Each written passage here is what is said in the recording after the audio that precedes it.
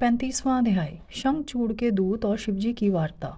सनत कुमार जी बोले, हे व्यास जी, जब इस प्रकार देवताओं की सेना लेकर भगवान शिव और राक्षसों की सेना के साथ असुर राज शंखचूड़ अपने अपने निवासों को छोड़कर युद्ध करने के लिए यात्रा करते करते रास्ते में रुक गए और दोनों सेनाएं कुछ ही दूरी पर रुकी थी, तब दैत्यराज शंखचूड़ ने अपने एक दूत को संदेश देकर भगवान शिव के पास भेजा।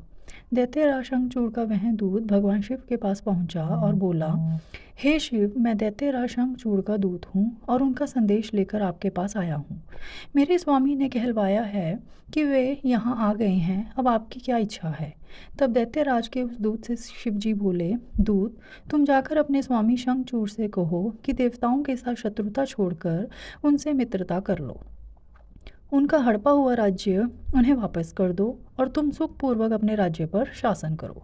दैत्यराज से कहना कि वे शुद्ध कर्मी महर्षि कश्यप की संतान हैं, उन्हें ऐसा करना शोभा नहीं देता, इसलिए वे समय रहते मेरी समझाई हुई बात को समझ जाएं, अन्यथा इसके परिणाम दानवों के लिए बहुत घातक हो सकते हैं। भगवान शिव के इस प्रकार के वचन सुनकर वह दूत पुनः बोला, हे देवाधिदेव, हालांकि आपकी बातों में कुछ सच्चाई है, परंतु क्या हमेशा हर बात में असुर ही गलत होते हैं? देवता हमेशा सही होते हैं, उनकी कभी कोई गलती नहीं होती।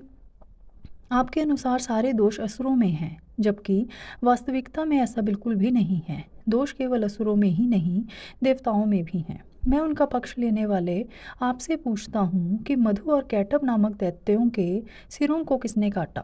त्रिपुरों को युद्ध करने के पश्चात क्यों भस्म कर दिया गया? आप सदा से ही देवताओं और दानवों में पक्षपात करते आए हैं। आप देवताओं का ही कल्याण करते हैं, जबकि ईश्वर होने के नाते आप देवताओं और असुरों दोनों के लिए ही आराध्य हैं। इसलिए आपको किसी एक के संबंध में नहीं बल्कि दोनों के हितों को ध्यान में रखना चाहिए। शंखचूड़ के दूत के वचनों को सुनकर कल्याणकारी शिव बोले, दूत, तुम्हारी यह बात पूर्णतः गलत है। मैं देवताओं और दानवों में कभी कोई भेद नहीं करता। मैं तो सदा से ही अपने भक्तों के अधीन हूँ। मैं सदैव अपने भक्तों का कल्याण करता हूँ और उनके अभीष्ट कार्यों की सिद्धि करता हूँ। मुझे देवताओं पर आए संकट को दूर करना है, इसलिए मुझे असुरों से युद्ध करना ही होगा। तुम जाकर इस बात को असुर और शंखचूड़ को बता दो। यह कहकर भगवान शिव चुप हो गए और वह दूत अपने स्वामी शंखचूड़ के पास चला गया।